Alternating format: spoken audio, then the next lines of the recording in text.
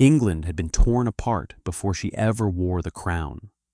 The kingdom was scarred by fear, by executions, by religious fury, by plots whispered in dark rooms and punishments carried out in public squares.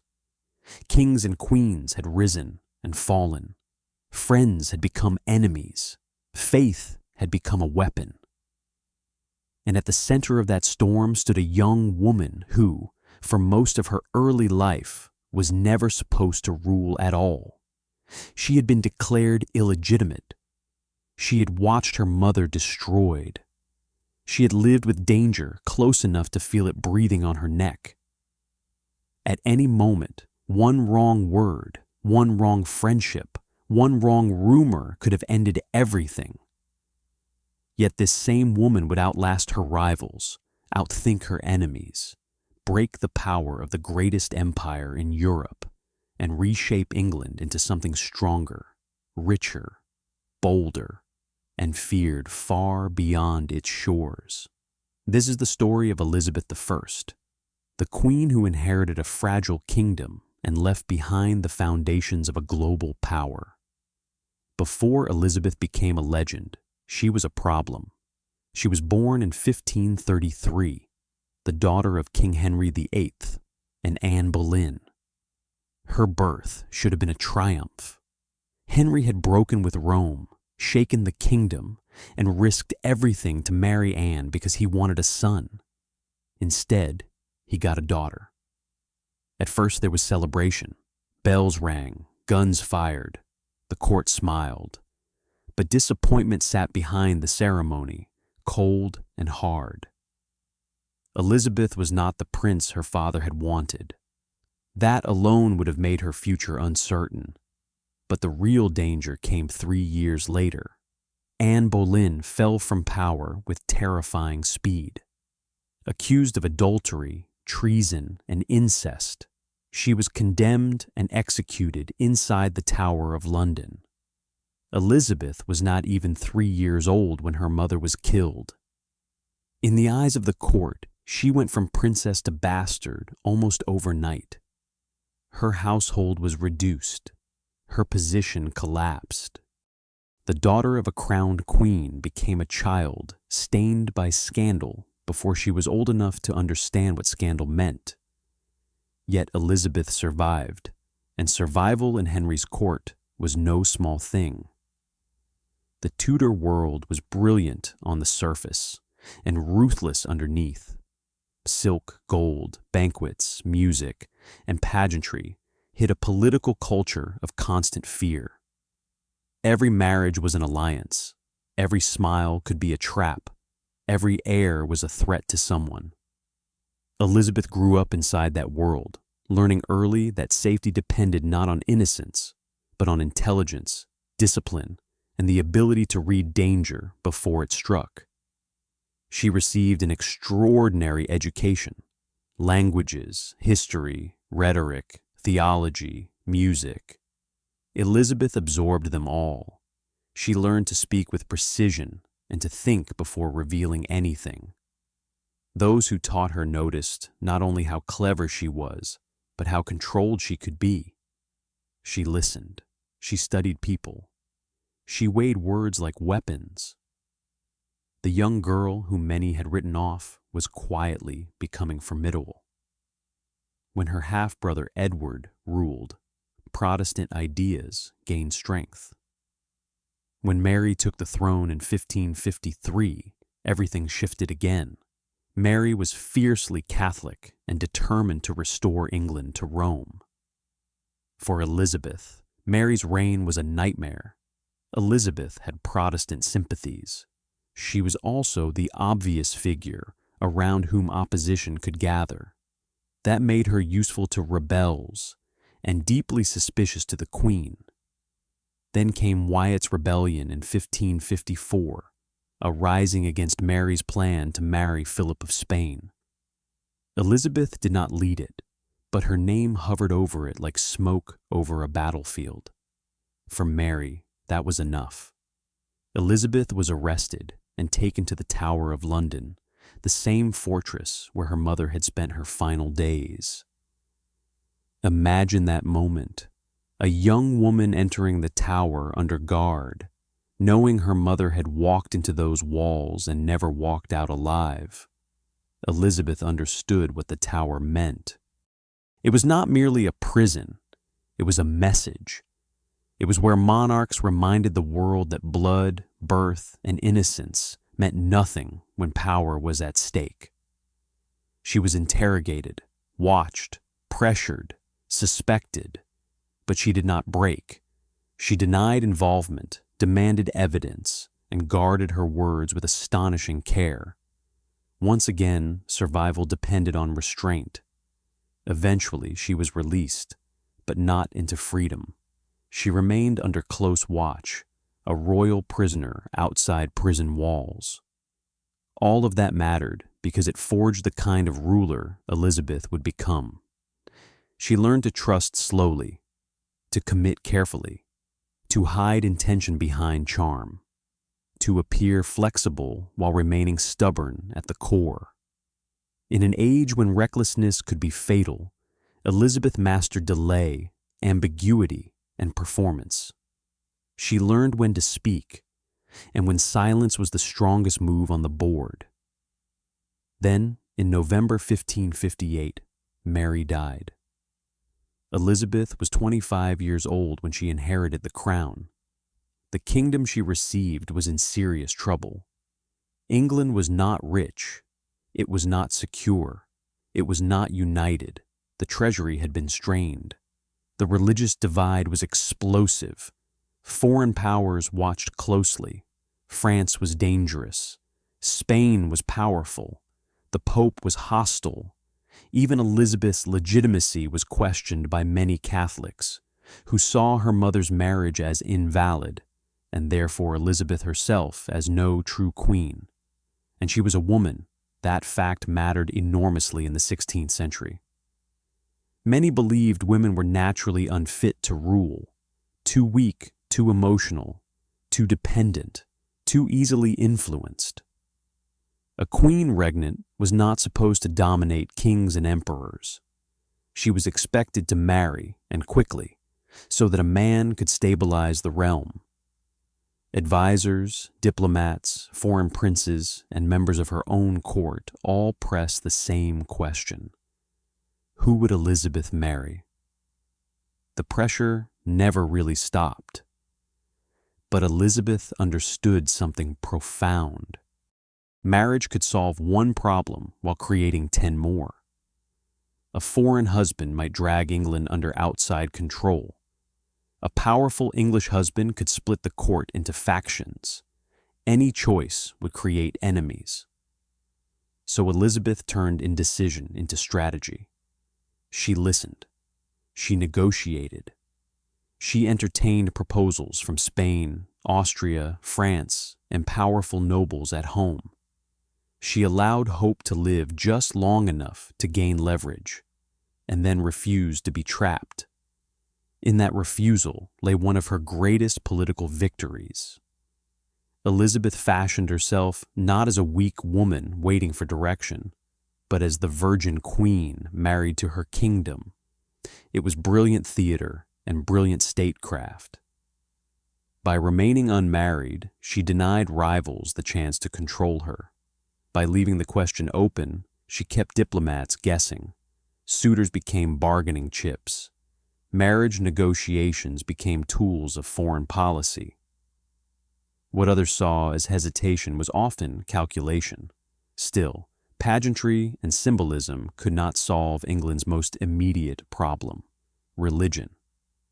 If Elizabeth pushed too far toward Protestantism, she would provoke Catholic rebellion at home and outrage abroad. If she moved back toward Catholicism, she would betray those who had suffered under Mary and alienate powerful reformers. A careless move could send the country back into chaos. Elizabeth's answer was one of the most important settlements in English history. In 1559, her government established a religious arrangement that restored royal authority over the English Church while keeping enough traditional structure to avoid total rupture. It did not satisfy extremists on either side. That was the point. Elizabeth wanted order more than purity. She wanted obedience more than endless argument. The new settlement placed England on a Protestant path, but in a form shaped by political caution. This was not the work of a dreamer. It was the work of a survivor who knew how much civil conflict could destroy. Even so, religion remained a source of danger throughout her reign.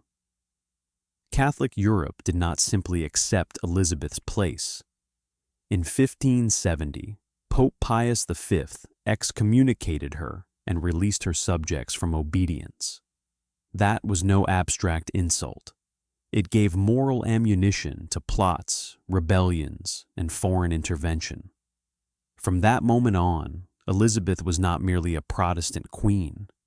To many of her enemies, she was a target whose removal had become a sacred cause. And there were plenty willing to try. One of the greatest threats came from within Britain itself, in the form of Mary, Queen of Scots. Mary Stuart had a powerful claim to the English throne. She was Catholic. She was royal. And to many who hated Elizabeth, she was the rightful alternative. After a disastrous rule in Scotland and a humiliating fall from power, Mary fled into England in 1568, expecting help. What she found instead was a gilded prison. Elizabeth faced a brutal dilemma. To free Mary was dangerous. To restore her was foolish. To kill her was shocking, because Mary too was an anointed queen. So Elizabeth delayed, as she often did, and held Mary under guard for years. But Mary remained a living banner for discontent. Every conspiracy had somewhere to point. Every foreign invasion plan had a name to rally behind. Rebellion came in 1569, when northern nobles rose against Elizabeth in a Catholic revolt. It failed, but the message was clear. The kingdom was not safe. Then came more plots, one after another, weaving together discontented subjects, foreign agents, priests moving in secret, and dreamers who believed Elizabeth's fall would restore the old religion. Her government responded by building one of the most effective security systems in Europe. At the center of it stood Francis Walsingham, Elizabeth's spy master. Under his direction, networks of informers, code breakers, double agents, and interceptors stretched across England and the continent. Letters were opened. Messengers were watched. Priests were tracked. Plots were allowed to unfold just far enough to expose everyone involved. The Elizabethan state became sharper, colder, more alert. It learned to hunt before it was hunted. That world of hidden war came to a climax in the Babington Plot of 1586. Anthony Babington and his associates planned to assassinate Elizabeth and place Mary on the throne. But Walsingham's system was already inside their communications. Encoded letters were intercepted, copied, deciphered, and used against them.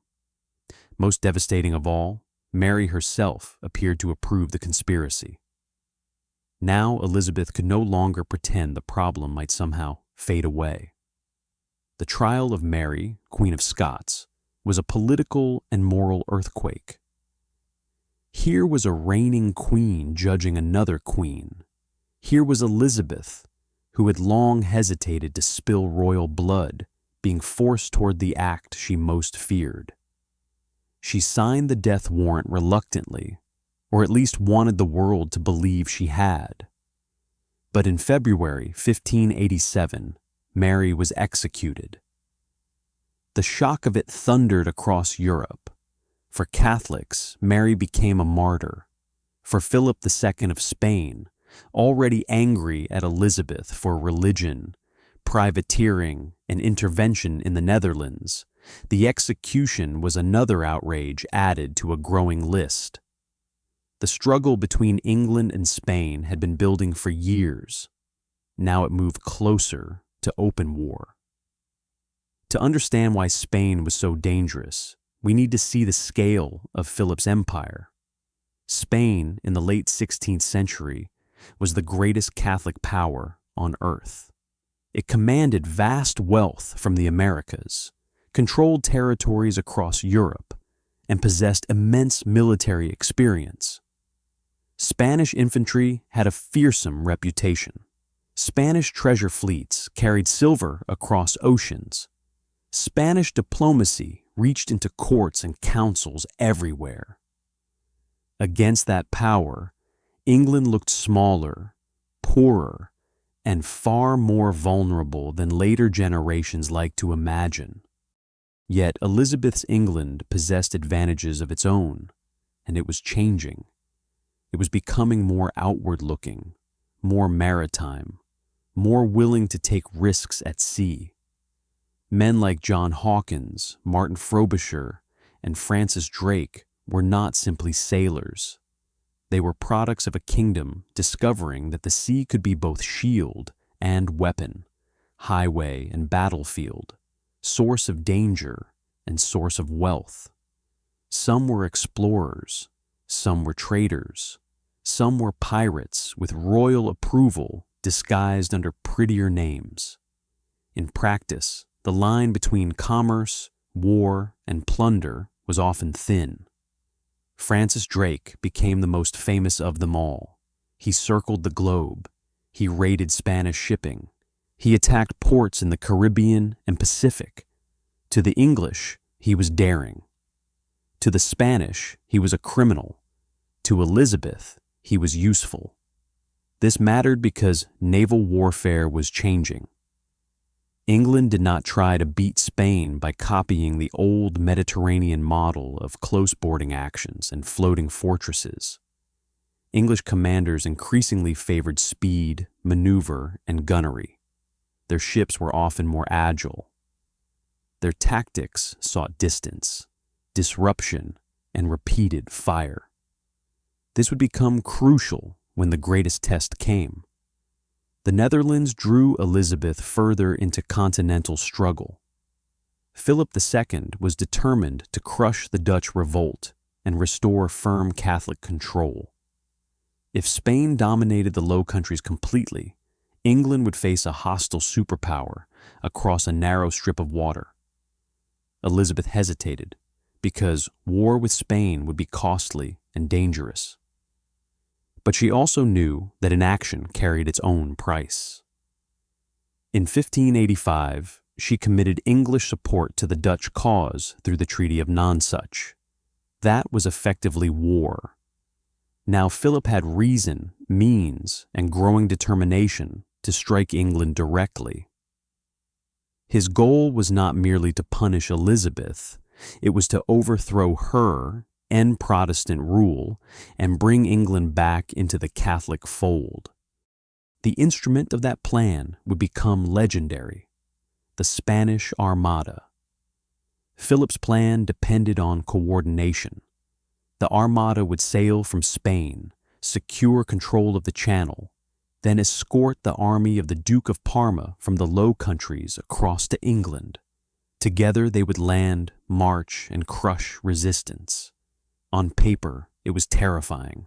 In reality, it required timing, communication, weather, and naval control, all to work under pressure. War at sea rarely rewards perfect plans. In 1587, before the Armada sailed, Drake launched a bold raid on Cadiz and damaged Spanish preparations, boasting that he had singed the King of Spain's beard. It was a dramatic insult, and it bought England time. But it did not remove the danger. The invasion threat only grew. By 1588, the Great Fleet was coming. England prepared with urgency and fear. Beacons stood ready along the coast. Ships gathered. Militias assembled. Rumors spread. This was not just another war. It felt like a judgment on the nation's future. Defeat could mean conquest, occupation, religious reversal, executions, confiscations, and the end of everything Elizabeth had built. When the Armada entered the Channel, it was an extraordinary sight.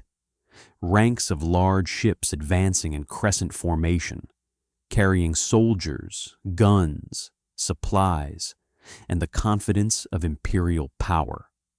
Against them came the English fleet, more flexible, more aggressive, and determined not to allow contact with Parma's army. The fighting unfolded over days, not in one neat cinematic clash. English ships harried the Armada, firing at range, testing formation, avoiding close entanglement where Spanish boarding tactics might matter more. Ammunition, wind, leadership, and nerve all shaped the contest. Then came the turning point at Calais. As the Armada anchored there, waiting for communication with Parma that never truly came, the English sent in fire ships at night. Flaming vessels drifted toward the packed Spanish formation. Panic spread. Anchors were cut. Order broke. The crescent that had protected the fleet came apart in darkness, smoke, and fear. The next day, at the Battle of Gravelines, the English pressed hard. Their gunnery and maneuver inflicted heavy damage. Spanish ships fought back with courage, but the chance to control the Channel slipped away.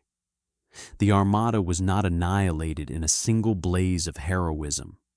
It was battered, disrupted, and driven into retreat. Then nature delivered the final blow. Unable to return safely through the Channel, the Spanish fleet was forced to sail north around Scotland and Ireland. Storms tore into damaged ships. Men drowned. Hulls broke apart on hostile coasts. Hunger, disease, exhaustion, and chaos finished what battle had begun. A campaign intended to conquer England ended in disaster. The defeat of the Armada became one of the defining myths of Elizabeth's reign, and for good reason. It was a real strategic victory. England had survived the mightiest Catholic assault it was likely to face. Philip had failed to overthrow Elizabeth. Protestant England endured, but the deeper importance was psychological. A kingdom that had long felt vulnerable now saw proof that a great empire could be resisted and beaten. Elizabeth understood the power of that moment instantly. When she visited the troops at Tilbury during the invasion crisis, she delivered one of the most famous speeches in English history. She told them that, though she had the body of a weak and feeble woman, she had the heart and stomach of a king, and of a king of England, too. Whether polished afterward or remembered in ideal form, the words captured something essential about her rule. Elizabeth turned perceived weakness into strength. She knew the language of image as well as any monarch in Europe. She knew how to make a nation feel itself through her. Elizabeth's court became a theater of monarchy. Portraits were carefully controlled, symbols multiplied. Pearls suggested purity. Light suggested majesty. Youth was preserved in paint long after time had moved on. The queen became more than a person. She became an icon, a carefully managed presence whose body, face, and gestures carried political meaning. In an age without mass media, this mattered enormously. Power had to be seen to be believed, and Elizabeth made sure England saw it. Yet triumph brought problems too. War was expensive. Campaigns in Ireland were brutal and draining. Conflict with Spain continued long after 1588. Some later English expeditions went badly wrong. Not every venture succeeded. Not every favorite proved wise. The image of effortless Elizabethan glory can hide how much strain the kingdom still carried. His failures in Ireland where English rule faced bitter resistance under Hugh O'Neill, damaged him badly. Ireland under Elizabeth was one of the darkest fronts of her reign. Campaigns there were harsh, costly, and often savage. The English state sought greater control, while Gaelic lords and old loyalties fought back fiercely. What happened in Ireland was not the clean expansion of patriotic legend, but a hard, violent struggle marked by mistrust and devastation.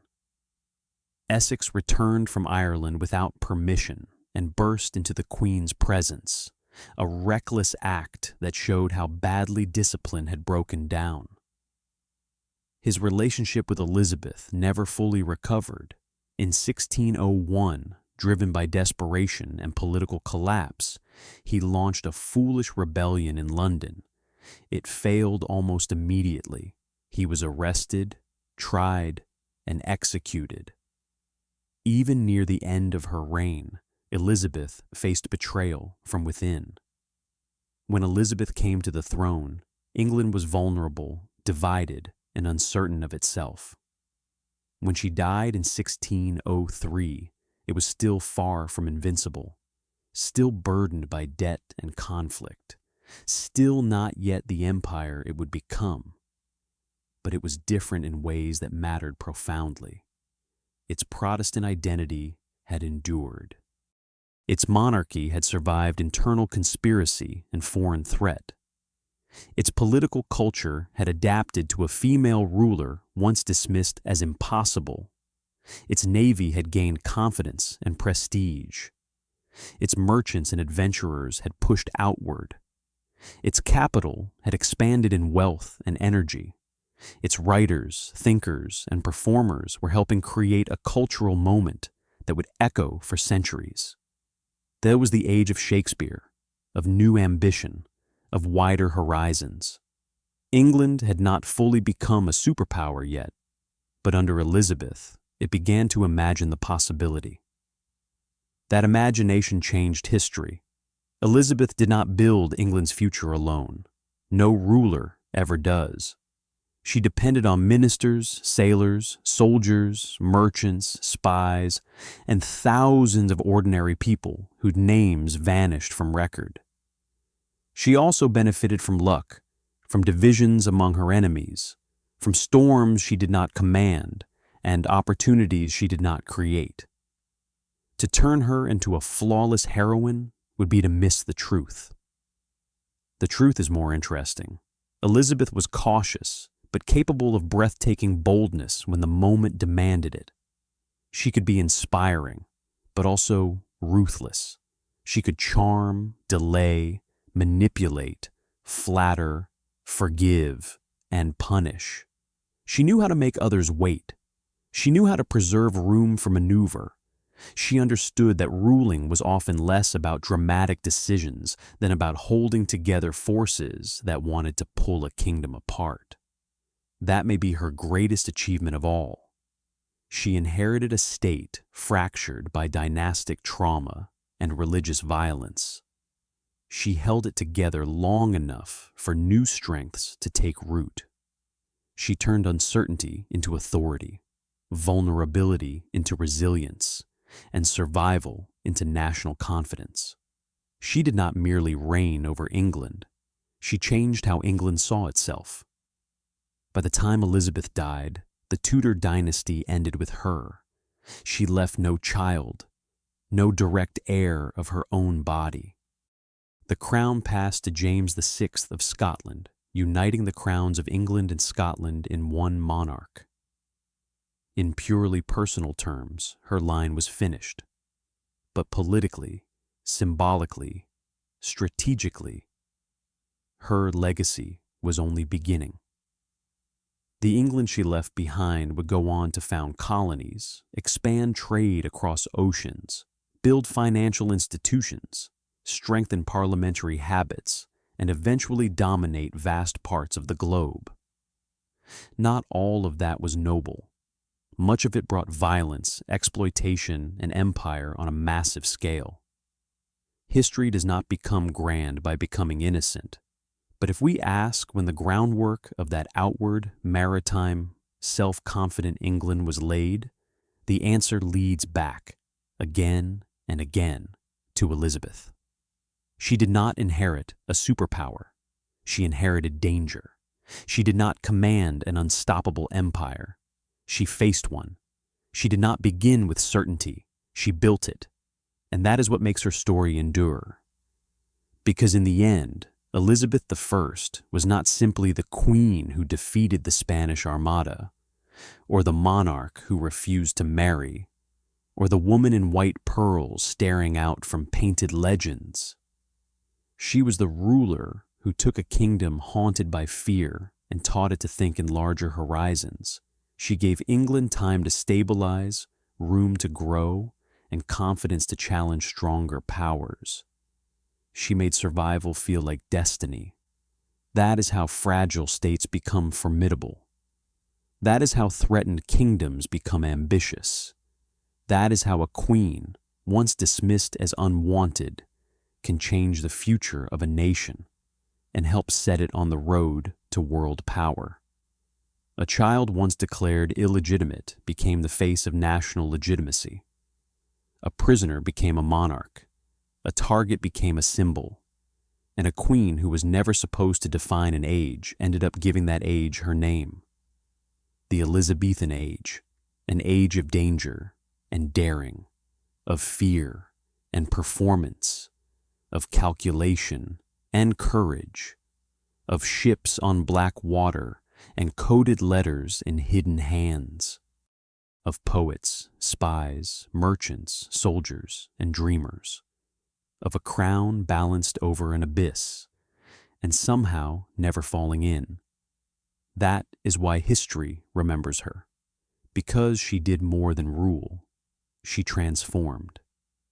And in transforming England, she helped change the balance of the world.